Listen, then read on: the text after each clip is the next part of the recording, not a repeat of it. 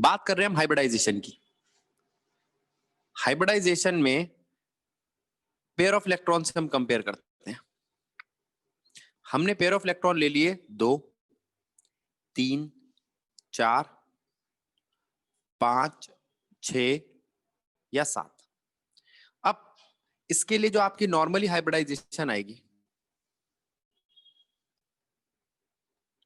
2 के लिए होगी sp, 3 के लिए sp2, 4 के लिए sp3, 5 के लिए sp3d, 6 के लिए sp3d2, 7 के लिए sp3d3। ठीक है, तो ये जो मैंने अभी हाइब्रिडाइजेशन लिया आपकी, ये नॉर्मली है जो नॉर्मली फिल करती है।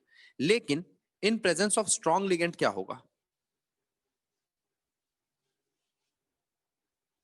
In presence of strong ligand, strong ligand की प्रेजेंस में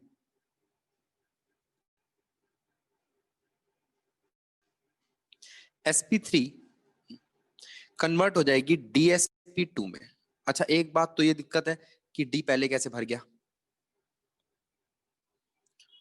sp3d कन्वर्ट हो जाएगी dsp3 में, और ये d2sp3 में। d पहले भर रहा है, स्ट्रॉन्ग लिगेंड d खाली कर देता है क्या, जिसकी वजह से d पहले भर जाता है? अब एक तो इस बात पे ध्यान देना है, और दूसरा इस बात पे ध्यान देना है इससे फर्क क्या पड़ेगा, स्ट्रक्चर पे क्या फर्क पड़ेगा। हाइब्रिडाइजेशन से, इस तरीके की हाइब्रिडाइजेशन से स्ट्रक्चर पे क्या फर्क पड़ेगा? अगर मैं बात करता हूं 4 पेयर ऑफ इलेक्ट्रॉन की, तो उसके 2 केस बनते हैं, sp3 और dsp2। ठीक है, sp3 का मतलब टेट्राहेड्रल,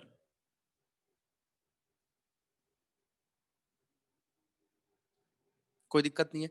dsp2 का मतलब स्क्वायर प्लेनर।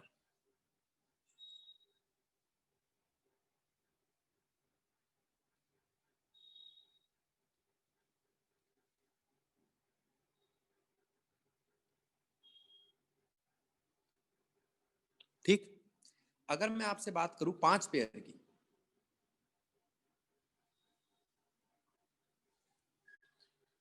तो 5 पेयर के लिए एक ही शेप बनेगी, ट्राइगोनल बाइपिरामिडल। अब वो चाहे sp3d हो या dsp3 हो। ठीक है, नाम क्या है? Trigonal bye pyramidal.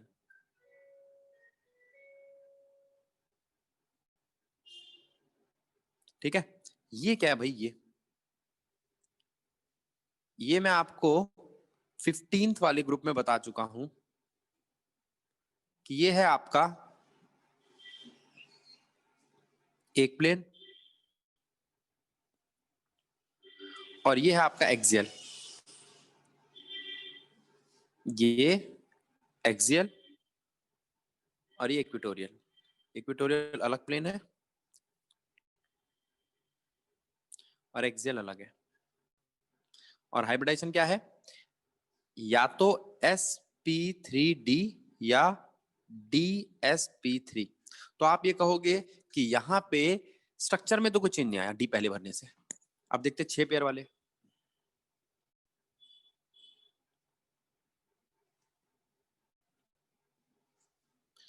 छह पेयर ऑफ इलेक्ट्रॉन,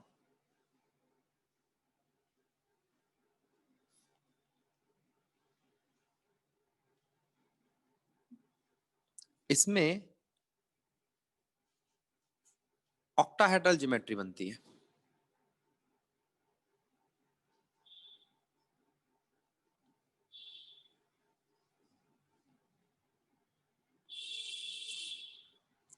ठीक है, एक स्क्वायर है और इसके ऊपर ये 2 पिरामिड है, इसको बोलते हैं हम ऑक्टाहेड्रल। ऑक्टाहेड्रल ज्योमेट्री बनेगी चाहे ये sp3d2 हो या d2sp3 हो, कोई फर्क नहीं पड़ता। ठीक, शेप पे फर्क नहीं पड़ता। लेकिन डी पहले क्यों भरा गया, और ये स्ट्रॉन्ग लिगेंड और वीक लिगेंड क्या है, अब हमें इसकी बात समझनी है। Valence shell electron pair repulsion theory इस बात को नहीं समझा पाई, ठीक है, बताया इसको हाइब्रिडाइजेशन ने और आगे की थ्योरीज ने, ठीक है, या वैलेंस बॉन्ड थ्योरी इसको नहीं समझा पाई। अगर आपसे पूछे ना कि वैलेंस बॉन्ड थ्योरी ने समझाया नहीं, तो मैं आपको हाइब्रिडाइजेशन बता रहा हूं, वैलेंस बॉन्ड थ्योरी में वैलेंस बॉन्ड थ्योरी की लिमिटेशन करा के बता रहा हूं, क्योंकि उसके बिना हमें समझ भी नहीं आएगा। देखो, हमने एक केस लिया FeCl6 का, ठीक है, FeCl6 जिसमें Fe पे -3 का चार्ज है इस स्फीयर पे, ठीक है। अच्छा, सबसे पहला काम है आपको Fe का ऑक्सीडेशन नंबर निकालना है। ये मैंने आपको लास्ट क्लास में बताया था, ठीक है बेटा। तो यहां से साफ साफ दिखाई दे रहा है X आ जाएगा आपका +3, एक स्टेप हो गया। पहला स्टेप है ऑक्सीडेशन नंबर निकालना। दूसरा स्टेप, Fe की इलेक्ट्रॉनिक कॉन्फ़िगरेशन लिखो। Z है 26, इसका मतलब 4s2 3d6। आप एक बात समझ लो, अगर D ब्लॉक का एलिमेंट है और उसके इलेक्ट्रॉन्स आपको भरने हैं, ठीक है, तो आप उसके अंदर अगर 26 आता है तो D6 भर दो, 27 आता है तो D7 भर दो। दो को याद रखो, क्रोमियम और कॉपर को, उनको छोड़ के सबके जितने भी आते हैं ना उतने इलेक्ट्रॉन भर दो डी में। 29 आया तो D9, लेकिन कॉपर है इसलिए D10 हो जाता है, उसमें 4s का एक इधर आ जाता है, ठीक है, कोई दिक्कत नहीं है। ये मैं इसलिए सिखा रहा हूं जिससे आपको पूरी इलेक्ट्रॉनिक कॉन्फ़िगरेशन लिखनी ना पड़े, याद रहेगा। अब एग्जांपल सुनो, निकल है उसका 28 है तो डी में कितने होने चाहिए, 8, ठीक है। आयरन है उसका 26 है तो डी में कितने होने चाहिए, स्कैंडियम है 21 है तो इलेक्ट्रॉन डी में कितने होने चाहिए, 1, याद रहेगा। ऐसे करके याद कर लोगे ना। अच्छा, एक और सुनो, अब तुम कहोगे भैया यहां तक की तो इलेक्ट्रॉनिक कॉन्फ़िगरेशन आती नहीं, लेकिन वो एलिमेंट आता है प्लेटिनम 78, अब इलेक्ट्रॉन कितने होने चाहिए डी में, 8, खत्म बात, याद रहेगा। प्लेटिनम के डी में कितने इलेक्ट्रॉन होने चाहिए, तो ये याद करने का ये वो हो गया तुक्का। अब 4s2 3d6 बन गए, लेकिन आपने कहा कि भैया यहाँ तो Fe पे +3 का चार्ज है। +3 का मतलब क्या हुआ, 4s0 3d5। मेरी बात पे ध्यान देंगे, पहले इलेक्ट्रॉन लास्ट शेल में से निकलेंगे। फोर्थ शेल क्या है आपका, और ये लास्ट बट वन है, यानी कि सेकंड लास्ट। ये मैंने आपको डी ऑर्बिटल में बताया था। सेकंड लास्ट शेल में बाद में इलेक्ट्रॉन निकलेगा, पहले लास्ट शेल से निकलेंगे, ठीक है। तो Fe3+ दिखाई दे रहा है आपको। अब सारे बच्चे Fe3+ को देखेंगे।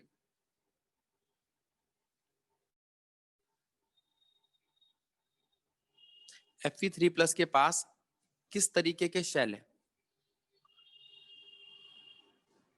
डी है, कौन सा डी है भाई, 3D। 3D में कितने इलेक्ट्रॉन्स हैं, 5, ठीक है। गलत बात है, ये बात क्लियर हुई सबको। और 4s में कितने इलेक्ट्रॉन है, 0। 4s में कितने इलेक्ट्रॉन है, अच्छा। 4p में कितने इलेक्ट्रॉन है, 4p हमने लिया ही नहीं, इसका मतलब 0 ही होंगे। 4d में कितने इलेक्ट्रॉन है, वो भी नहीं लिया। अब मैं आपसे पूछ रहा हूं मैं कितने इसके खाली ऑर्बिटल्स रखूं, तो आप कहोगे भैया लिगेंड्स पे डिपेंड करेगा। इसके पास लिगेंड्स कितने हैं, 6 लिगेंड है, तो 6 ऑर्बिटल्स खाली चाहिए।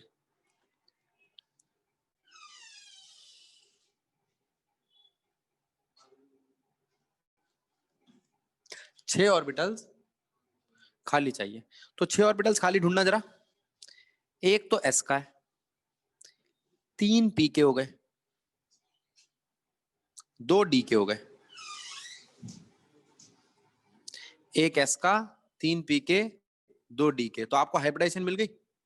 अब मैं आपसे पूछ रहा हूं यहां के बैठेगा कौन, क्लोरीन के इलेक्ट्रॉन्स किस फॉर्म में? पेयर की फॉर्म में। कौन सा बॉन्ड बनेगा? कोऑर्डिनेशन। कोऑर्डिनेशन में एक एक इलेक्ट्रॉन बांटा नहीं जाता, किसी एक के ऑर्बिटल में किसी दूसरे के इलेक्ट्रॉन्स आके रहते हैं। समझ आया? ये क्या है? Fe3+। जरा ध्यान दो मैं सारा एक बार फिर से समझा रहा हूं। सबसे पहले स्टेप में आपको क्या करना है? आपको ऑक्सीडेशन नंबर निकालना है। किसका? सेंट्रल मेटल एटम का, जिसको एक्साइट करना होता है। ठीक है, फिर सेंट्रल मेटल एटम को आयनिक फॉर्म में लिखना है। उस आयनिक फॉर्म में आपको पता लगाना है उसके पास कितने शेल या ऑर्बिटल्स खाली पड़े हैं। ठीक है, पता लगा लिया। फिर उसके बाद आपको पता लगाना है हमें कितने शेल और ऑर्बिटल्स की जरूरत है, वो बताएगा लिगेंड। लिगेंड ने बता दिया 6 ऑर्बिटल्स की जरूरत है, 6 ऑर्बिटल्स की जरूरत पूरी कर ली। अब उसके बाद आप क्या करोगे? आपने हाइब्रिडाइजेशन पता लगा ली, यहाँ पे आएगी sp3। लेकिन ये तो Fe है, हमें बनाना क्या है? Fe नहीं, हमें बनाना है Fe, उसके साथ 6 Cl।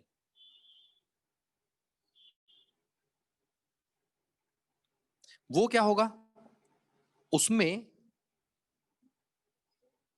इसी तरीके से आपको एक डी दिखाई देगा, एक S, 3 P और 2 और डी। जो इनके अंदर इलेक्ट्रॉन्स भरे जाएंगे, जरा ध्यान देना, ये 5 अनपेयर्ड इलेक्ट्रॉन है आयरन के, 5 अनपेयर्ड इलेक्ट्रॉन है आयरन के। ये पेयर ऑफ इलेक्ट्रॉन है क्लोरीन का, मैंने कलर ही बदल दिया।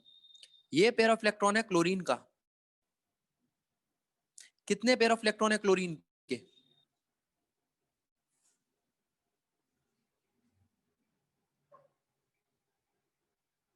कितने पेयर ऑफ इलेक्ट्रॉन है क्लोरीन के? 6। तो यहां पर कितने बॉन्ड दिखाई दे रहे हैं? एक S का, 3 P के, 2 D के। तो टोटल स्ट्रक्चर क्या बना? sp3d। कौन है sp3d? हाइब्रिडाइजेशन है किसकी? FeCl6 की। FeCl6 क्या है? एक कॉम्प्लेक्स कंपाउंड, तो इसका स्ट्रक्चर क्या होगा? ऑक्टाहेड्रल। और ऑक्टाहेड्रल स्ट्रक्चर तो हम पहले भी देख चुके हैं, कोई बड़ी बात नहीं है। ठीक है, अब मेरी बात सुनना, ये ऑक्टाहेड्रल स्ट्रक्चर दिखाई कैसा देगा?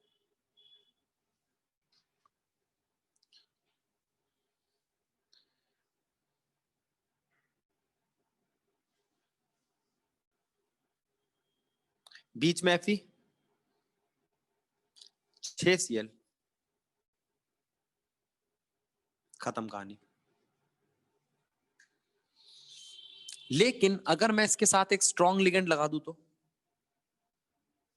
पूरा स्ट्रक्चर, पूरी सारी चीजें वही रखूं, बस Fe के साथ Cl की जगह एक स्ट्रॉन्ग लिगेंड Cn लगा दूं, FeCN6। ठीक है, चार्ज फिर वही -3। तो होगा क्या? ऑक्सीडेशन नंबर तो अभी वही आएगा। क्या चीजें सेम रहेंगी? ऑक्सीडेशन नंबर वही रहेगा, चार्ज वही रहेगा, ये इलेक्ट्रॉन यहां तक तो वही खुलेंगे।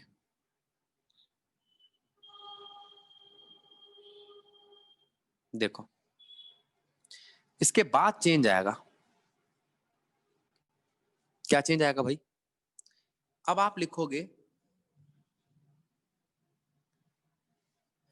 Electrons of iron get paired up due to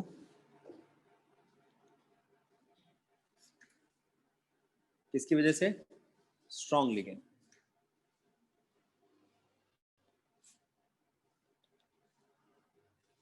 Cn, strong ligand Cn उसके इलेक्ट्रॉन्स को पेयर अप कर देगा। अब जरा ध्यान देना कैसे पेयर अप होंगे, और पेयर अप होके क्या खाली करेंगे?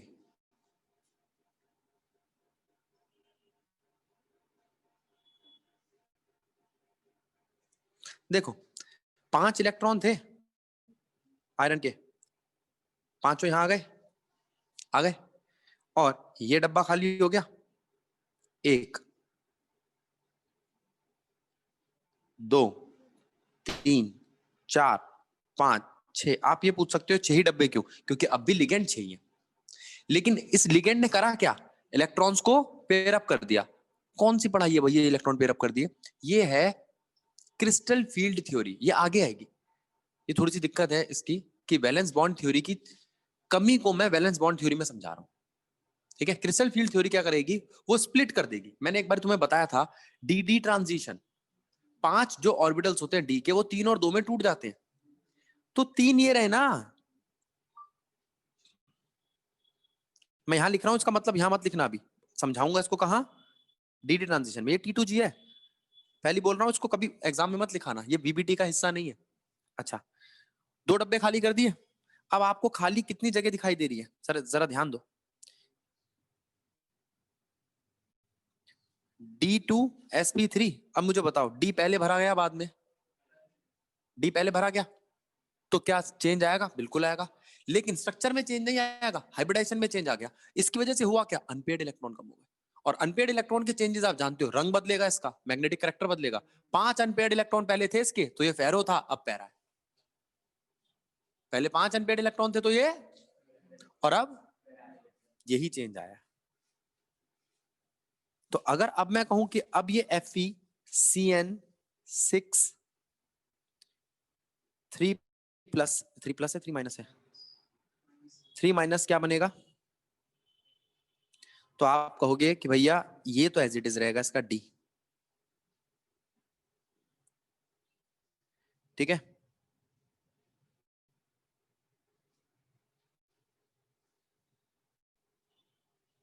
डी में कितने इलेक्ट्रॉन्स हैं?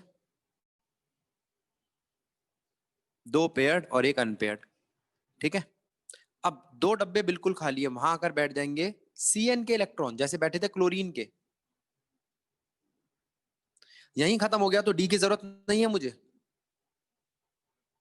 तो मेरी हाइब्रिडाइजेशन क्या बनी? स्ट्रक्चर कैसा होगा? सेम स्ट्रक्चर से मुझे कोई दिक्कत नहीं है।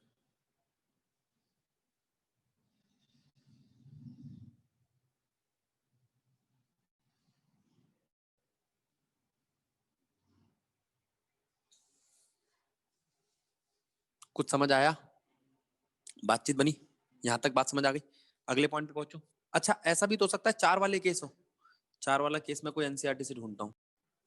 अब हम बात कर रहे हैं निकल की। निकल का Z होता है 28, ठीक है। एक बार इसका चार्ज देख ले, इस पे ऑक्सीडेशन नंबर क्या आएगा? इसको ले लिया हमने X, 4 है -1 वाले, तो यहां से चार्ज दिखाई दे रहा है मेरे को इसके ऊपर +2 का। कितना चार्ज दिखाई दे रहा है? +2 का। तो मैंने आपसे कहा भाई जो निकल है उसका, उसकी इलेक्ट्रॉनिक कॉन्फ़िगरेशन क्या बैठेगी? 3s2 4s2 3d8 4s2 3d8, ठीक है। और Na2+ की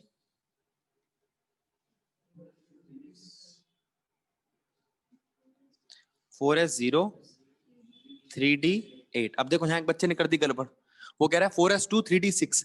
डी में से इलेक्ट्रॉन नहीं जाएंगे, एस में से जाएंगे, लास्ट शेल में से, ठीक है। अब इसको बनाओ, डी में कितने इलेक्ट्रॉन है, एस में कितने हैं, आगे आने वाले पी में कितने हैं, और आगे आने वाले डी में कितने हैं। तो अभी जो डी है उसमें 8 इलेक्ट्रॉन है। मैं हुन्स रूल के हिसाब से इलेक्ट्रॉन भर रहा हूं। हुन्स रूल कहता है पहले एक एक इलेक्ट्रॉन भरो, फिर उनकी पेयरिंग स्टार्ट करो। कोई दिक्कत? फिर आपने कहा कि भैया एस तो खाली पड़ा है, पी के 3 खाली पड़े, डी के कितने खाली पड़े? मैं देखता हूं ना, मुझे चाहिए क्या? 4 ही चाहिए, मुझे डी की जरूरत ही नहीं है। तो मैं कहूंगा यह है आपका Ni2+। अगर मैं बनाता हूं NiCl4 2-, तो मुझे क्या चाहिए होगा? यही चीज कॉपी होगी, बस इसके अंदर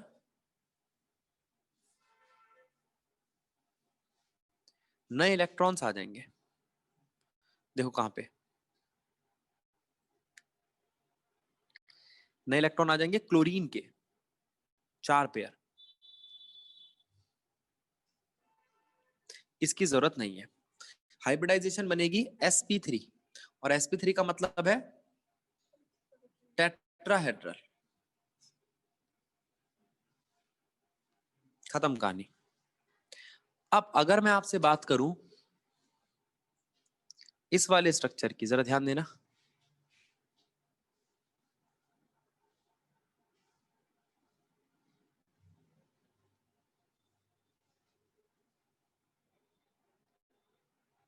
इस वाले स्ट्रक्चर में आप कहोगे CN इज स्ट्रॉन्ग लिगेंड,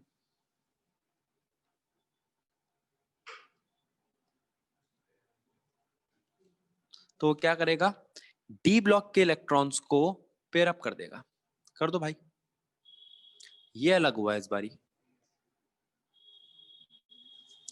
तो डी ब्लॉक के इलेक्ट्रॉन्स अगर पेयर अप हो गए तो होगा क्या, एक डी खाली बच जाएगा, एक एस खाली होगा और दो पी खाली होंगे, और नई हाइब्रिडाइजेशन क्या आएगी, DsP2। क्या इसकी शेप टेट्राहेड्रल होगी, नहीं, स्क्वायर प्लेनर। अगर मैं स्ट्रक्चर बन रहा हूं यहां पे, तो एक बार स्ट्रक्चर देख लो NiCl4 का, टेट्राहेड्रल, और NiCN4 का स्क्वायर प्लेनर कैसा स्ट्रक्चर दिखाई देगा आपको,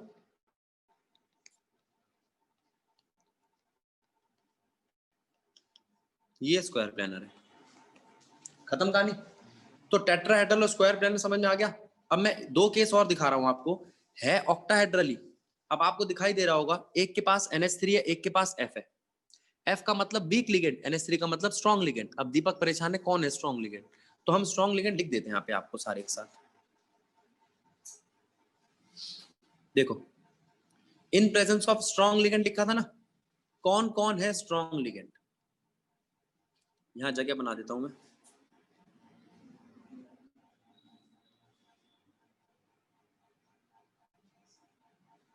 देखो, स्ट्रॉन्ग लिगेंड कौन है हमारे पास, CO carbonyl group, NH3 ammonia, EN ethylene diamine tetra acetate, EDTA ethylene, sorry ये है इथाइलिन डायमीन टेट्रा एसीटेट, वो था इथाइलिन डायमीन, और एक CN। ये सारे स्ट्रॉन्ग लिगेंड है। इन पांचों, ये पांचों जब भी आएंगे तो ये पेयरिंग करेंगे, और अगर इन पांचों को छोड़ के कोई भी आया तो पेयरिंग नहीं कर पाएगा। बात ठीक है।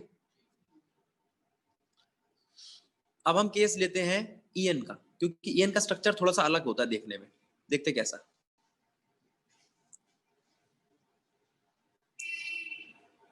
मैं केस ले रहा हूं PTEN का।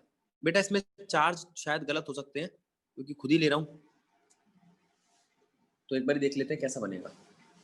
ठीक है, PTEN लिया मैंने, प्लेटिनम जिसका Z है 78, Z 78 है, ठीक है। अब D में तो 8 आएगा, S में 2 आएगा, ठीक है। ये थर्ड रो में आता है प्लेटिनम, तो 5D और 6 आएगा। अगर आप 5 और D ना लिखो ना, आप कहोगे भैया हमें नहीं पता, तो आप ये लिख सकते हो, इसमें तो कोई दिक्कत नहीं है, क्योंकि 30 से ज्यादा इलेक्ट्रॉन्स या इलेक्ट्रॉनिक कॉन्फ़िगरेशन आपको याद करने की जरूरत नहीं है। अब जरा इसका चार्ज देखना भाई, चार्ज क्या होगा,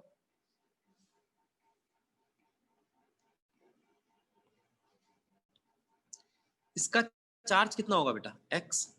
इसका चार्ज कितना है, 0, तो चार्ज आएगा कितना, ये तो 0 ही आ गया।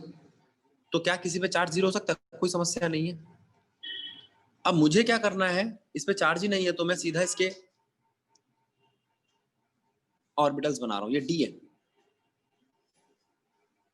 D, फिर S, फिर P,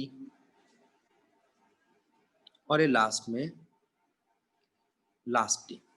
ये क्या है, 5D, 6S, 6P, 6D। कोई दिक्कत, मैं आपसे पूछ रहा हूं कितने हैं 5D में, आप कहोगे 8 इलेक्ट्रॉन। 8 इलेक्ट्रॉन है, क्या ये 8 इलेक्ट्रॉन दिखाई दे रहे हैं, S में 2 इलेक्ट्रॉन दिखाई दे रहे हैं। अब S तो खाली करना पड़ेगा वरना हाइब्रिडेशन कैसे चलेगी। क्या EN स्ट्रॉन्ग लिगेंड है, हाँ। क्या वो पेयरिंग करा सकता है, हाँ, तो वो उठा के इसके इलेक्ट्रॉन को इधर भेज देगा। तो देखना जरा हुआ क्या,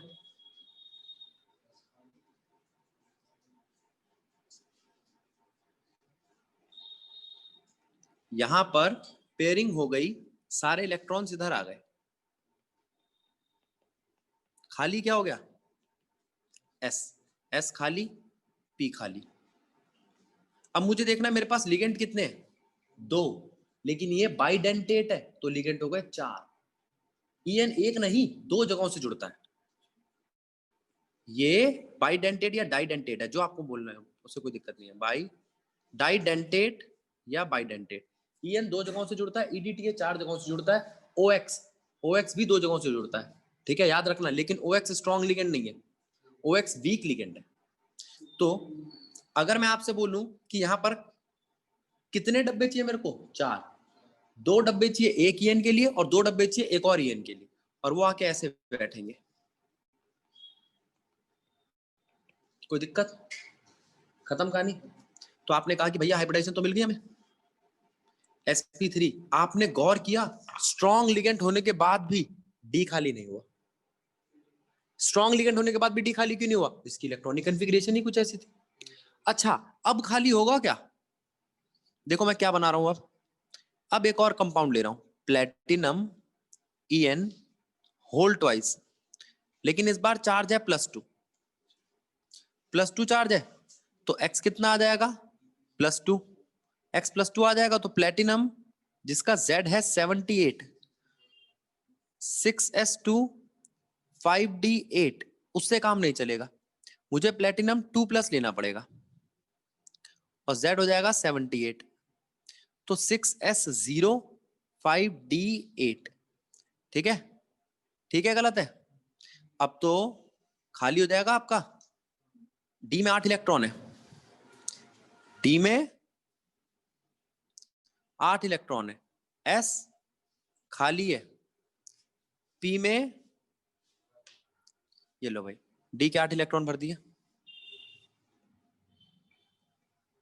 हुन्स रूल के हिसाब से, लेकिन ईएन स्ट्रॉन्ग लिगेंड है। स्ट्रॉन्ग लिगेंड क्या करता है, पेयरिंग करता है।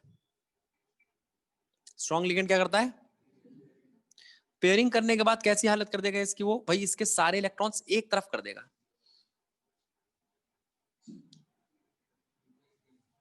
हाँ जी बेटा, सारे इलेक्ट्रॉन पेयर अप कर दिए, उससे एक डी खाली मिल गया,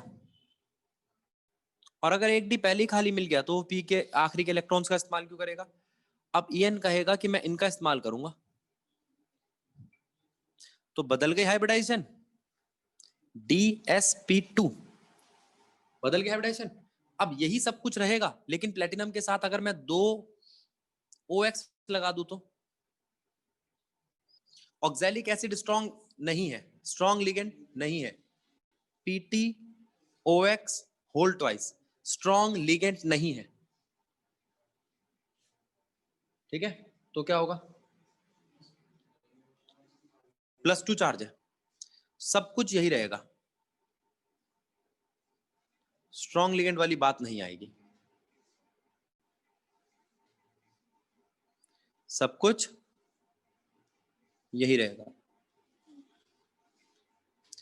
तो ईएन को यहां बैठना पड़ेगा, OX को, तो हाइब्रिडाइजेशन क्या आई,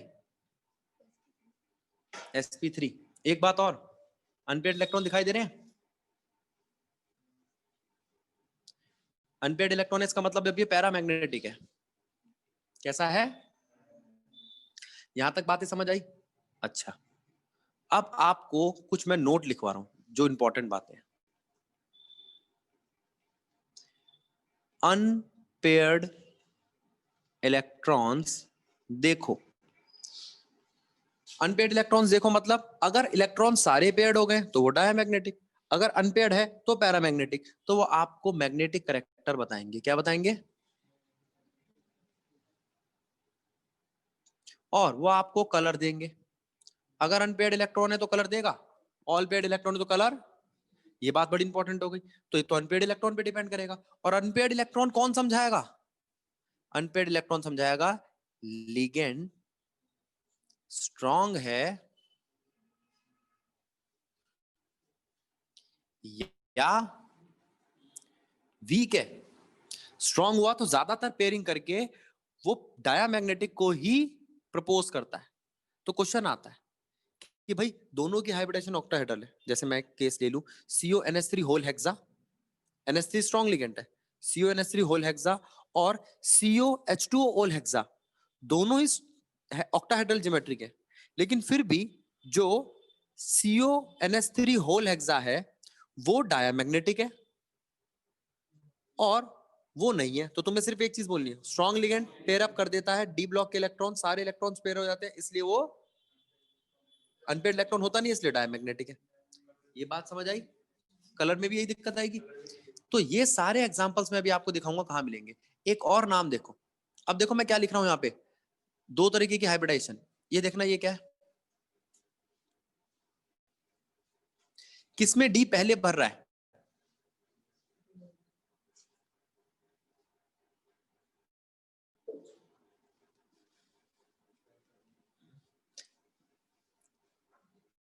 ठीक है, ठीक है, डी पहले भर रहा है। अब नाम देखो, जो मैं यहां नाम दिखा रहा हूं एनसीईआरटी में, इस नाम को पढ़ो क्या लिखा है, इनर ऑर्बिटल, इनर ऑर्बिटल या लो स्पिन या स्पिन पेयर्ड कॉम्प्लेक्स, तीन नाम है इसके। अब दिक्कत क्या आती है, इन तीनों में से कोई भी नाम आया था हम भूल जाते हैं, पता नहीं क्या था, और जबकि हमें पता है चीज क्या है, जिसका इलेक्ट्रॉन पहले भर जाए वो क्या है, अंदर का भर गया इलेक्ट्रॉन, इनर ऑर्बिटल पहले भर गया ऐसा कॉम्प्लेक्स। लो मतलब पहले वाले पहले भर गए, लो स्पिन्स भर गए, लो स्पिन, स्पिन का मतलब होता है बेटा इलेक्ट्रॉन्स का जोड़ा, इलेक्ट्रॉन जब घूमते हैं ना तो वो क्लॉकवाइज एंटी क्लॉकवाइज घूमते हैं, इसलिए उसको स्पिन भी बोलते हैं, लो spin high spin. High spin मतलब डी बाद में भरा है, हाई स्पिन मतलब डी, और लो स्पिन मतलब डी। तो लो स्पिन कॉम्प्लेक्स कौन से होंगे, जिनमें डी पहले भरेगा। इनर ऑर्बिटल कॉम्प्लेक्स कौन से होंगे, जिनमें डी पहले भरेगा। और तीसरा क्या नाम था मैं भूल गया, स्पिन पेयर्ड कॉम्प्लेक्स, क्योंकि इसके स्पिन पेयर्ड हो जाते हैं ज्यादातर, इसमें ज्यादातर इलेक्ट्रॉन पेयर्ड पाए जाते हैं, स्पिन पेयर्ड कॉम्प्लेक्स। इसके खिलाफ ये इनके क्या नाम होने चाहिए, आउटर ऑर्बिटल कॉम्प्लेक्स, ठीक नाम है।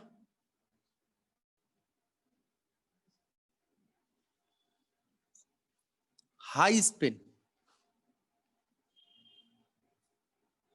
कॉम्प्लेक्स और स्पिन अनपेयर्ड। मेरे को ये वाला नाम सही नहीं लगता है क्योंकि ना इसमें भी कई बार अनपेयर्ड होते हैं, ठीक है, अनपेयर्ड वाले तो दोनों तरफ आपको मिल जाएंगे, वो तो आपको चेक करना पड़ेगा स्पिन अनपेयर्ड है या स्पिन अनपेयर्ड नहीं है, वो आपको चेक करना पड़ेगा। कोई दिक्कत, ये बात समझ आई?